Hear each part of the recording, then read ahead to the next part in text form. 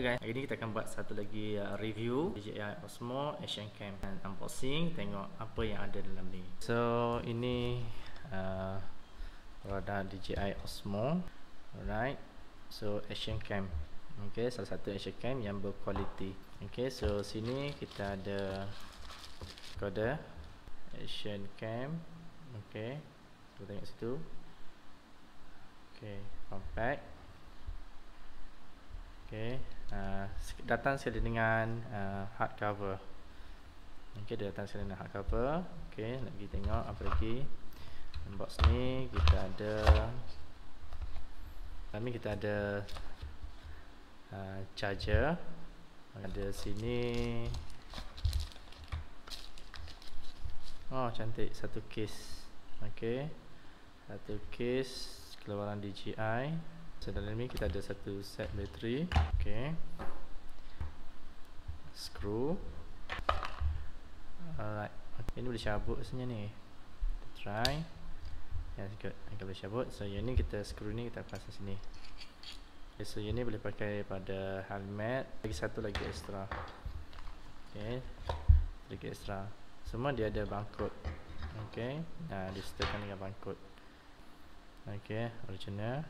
Kita ada DJI Osmo dan tiruan punya batu skru macam ni, skru head screw bulat. Okay, ini kita letak pada tripod. Kali ini tak ada, so kena beli asing. That's why kita dapatkan satu set. Kalau pasal helmet, klik sahaja. Okay, yang ni kita boleh tampal permanen pada helmet. Kita ada manual. Sini kita ada dua manual, satu book manual. Okay, Osmo Action. Kita tengok sini. Dan standard lah manual dalam beberapa language. Ada English, ada Chinese, ada apa tu, Japan, Korea. Okay, macam-macam language.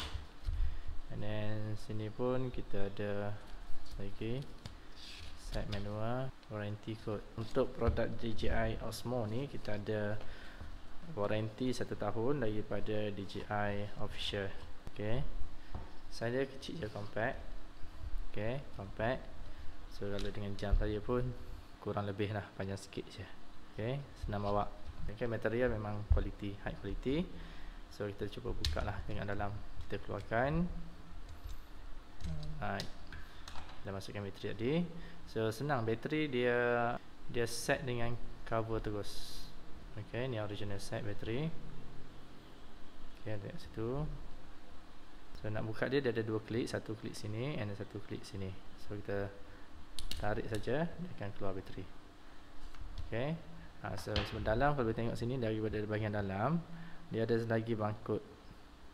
Dan material original, dia memang macam ni, sama juga dengan semua DSLR lain. Saya biasa pakai Nikon, memang material dia macam ni.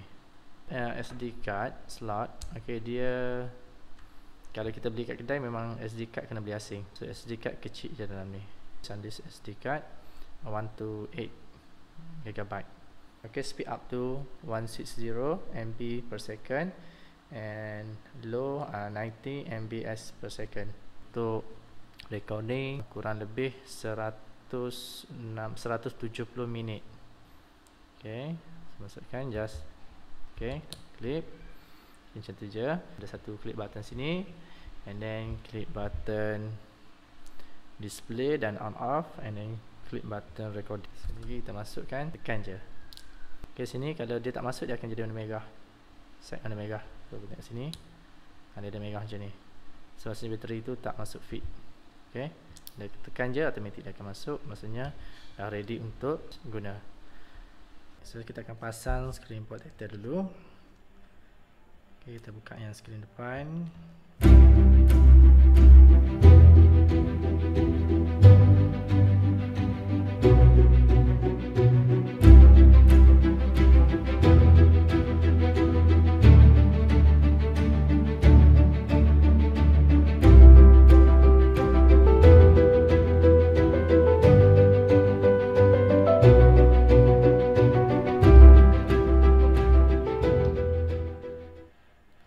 So setting, dash, and then apa ni, activity DJI Osmo, scan the code.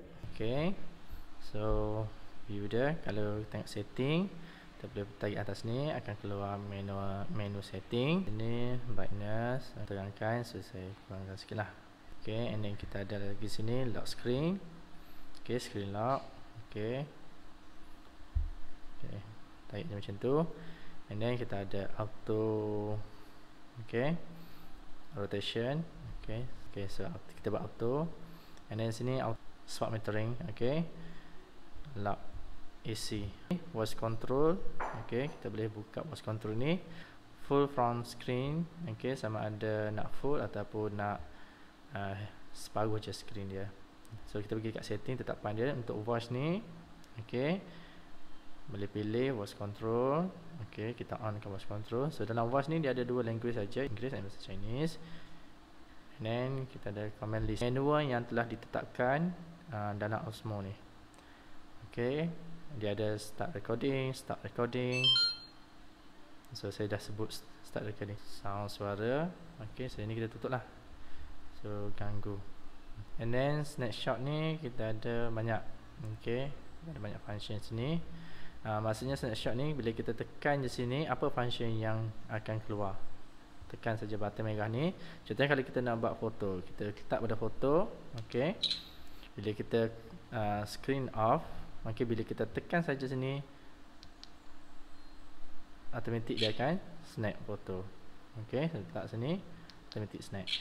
Tapi kalau kita nak set dia untuk video recording, kalau macam videographer ataupun fotografer, biasanya mereka akan sentiasa standby. Okay, sebab tu sekarang ni orang banyak guna phone sebab senang berbanding dengan kamera. So kalau kita setting pada video, okay, bila saya tutup, okay, saya tutup macam ni, off screen. Bila ada saja momen yang kita rasa best, terus tekan sahaja button merah ni, tekan, automatic dia akan terus recording. So tak payahlah kita nak cari setting on off dan sebagainya.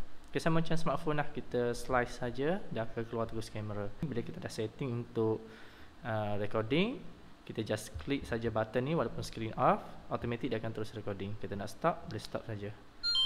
Okay, akan terus pada masuk SD. And then kita ada sini quick switch ni. Okay, biasanya ini function dia bila kita klik pada button tepi ni.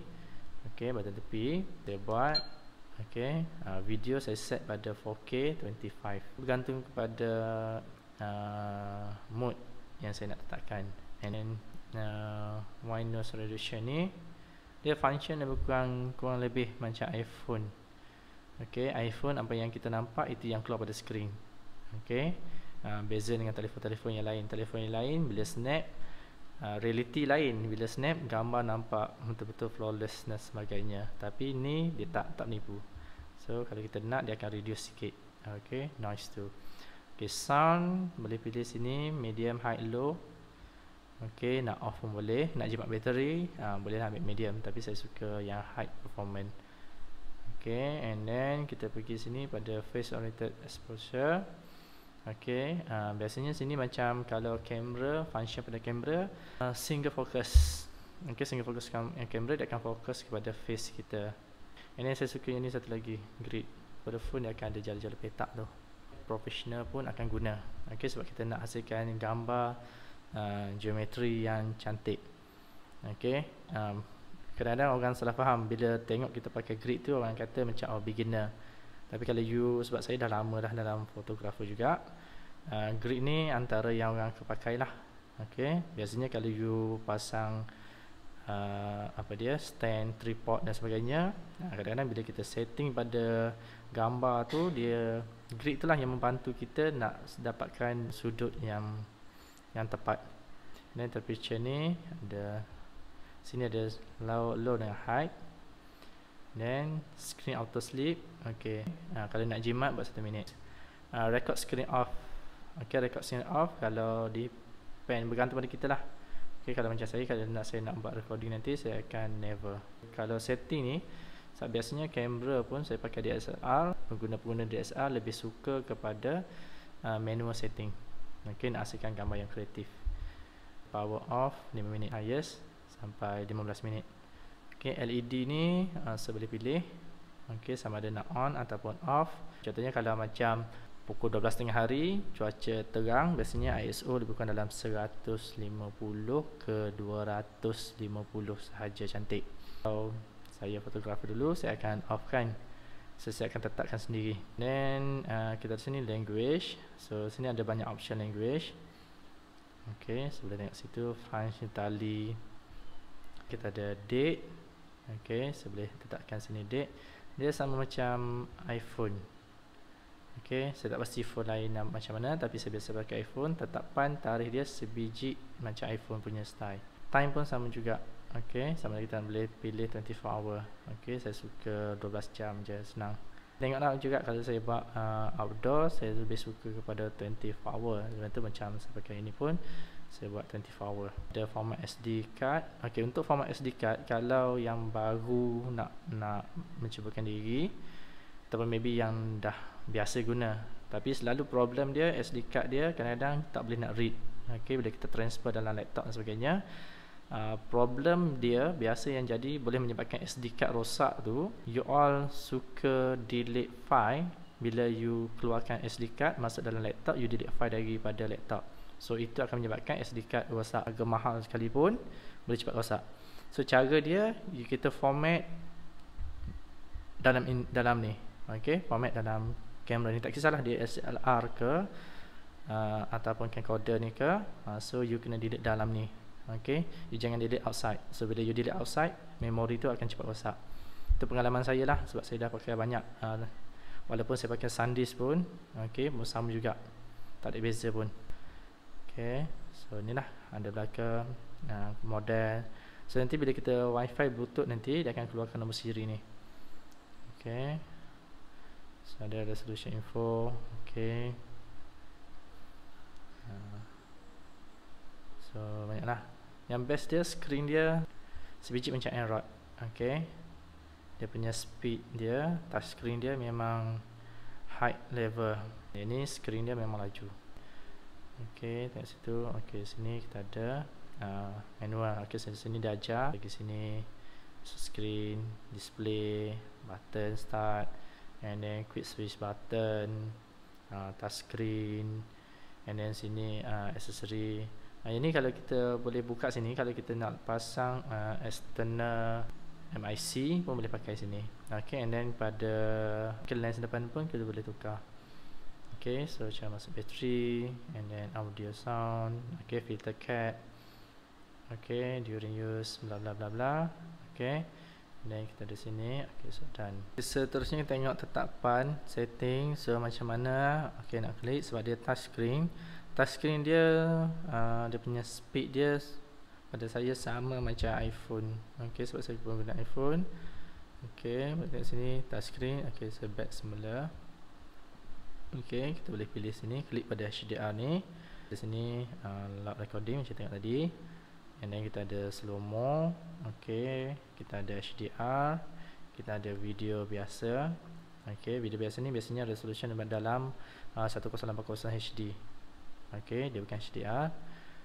Pun dah terbaik dah. Kalau you nak jimat bateri ataupun you nak jimat memori, boleh pilih foto video biasa. Okay, kita ada sini time lapse, and juga sini kita ada hyperlapse.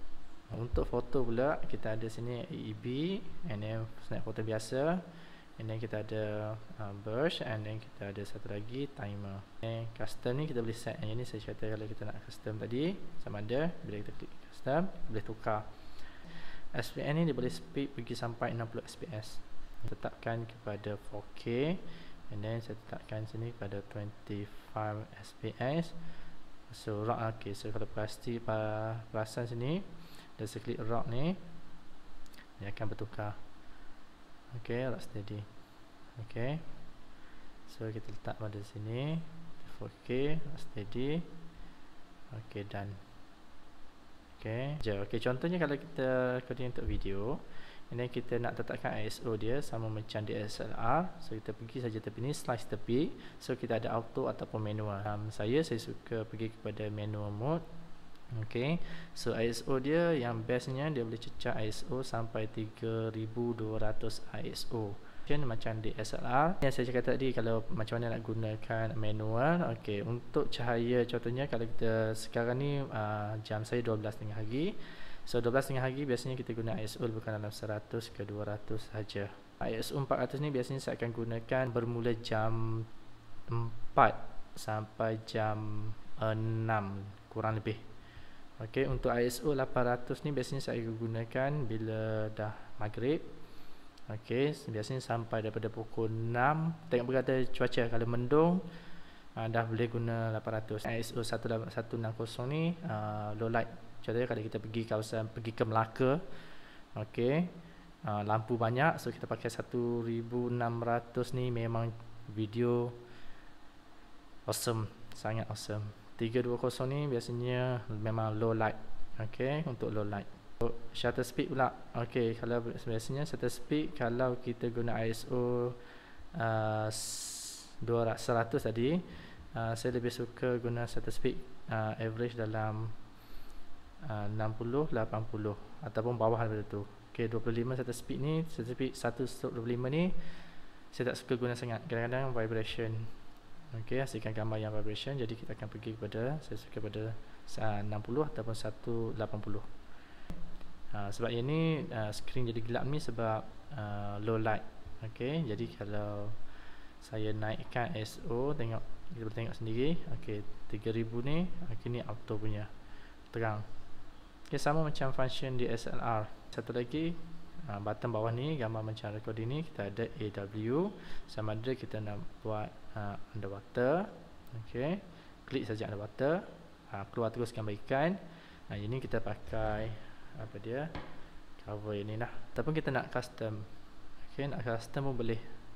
Nak senang hati, letak pada auto. Okey, senang, tak payah nak pening kepala. So kalau saya lebih suka pada tetapan normal. Kalau letak sini, dia terang sangat. Pakai ini, you tak payah nak buat apa dah, tak payah nak edit dah. Tapi kalau orang suka edit, dia akan pergi pada normal. Sebab nanti bila kita masuk dalam Photoshop dan sebagainya, kita nak edit gambar lagi cantik.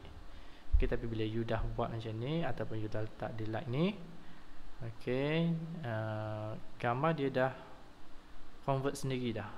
Okay, bila you nak edit, dia akan jadi macam resolution dia jadi macam kecil sikit. So that's why saya suka yang normal. Okay, so di wak ni, okay, sama ada kita nak off ataupun on. Okay, kalau macam saya suka on kan di wak ni. Okay, gambar dia lagi terang. Kalau tidak, dia jadi macam wide sikit. Okay, dia jadi macam wide angle sikit. Kalau kita on, dia gambar dia lebih close. Dapat tak beza dia? Ada sini ke format.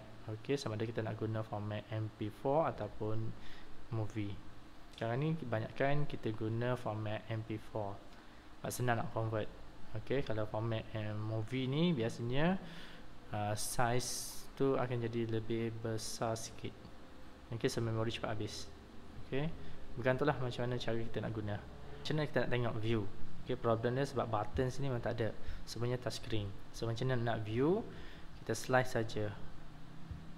Okay, sini kita nak volume, kuat ataupun perlahan. Dekat situ just play saja. Alright. Yang best dia, file ni kita boleh transfer terus ke Android kita. Saja setakat ni untuk Osmo Action. Okey, itu saja perkongsian saya sedikit berkaitan dengan action camera, action cam daripada Osmo Action, DJI Osmo. Okey, apa yang best lagi untuk action Osmo ni? Okey, so bateri ni mampu bertahan selama 3 jam. Right, kalau kita on off boleh pergi sampai average dalam 6 jam. Okey, dengan capacity memory card 128. So saya rasa boleh lah kalau untuk kita shooting outdoor untuk separuh hari, sure boleh. So terima kasih, semoga perkongsian kali ini bermanfaat kepada semua. Thank you.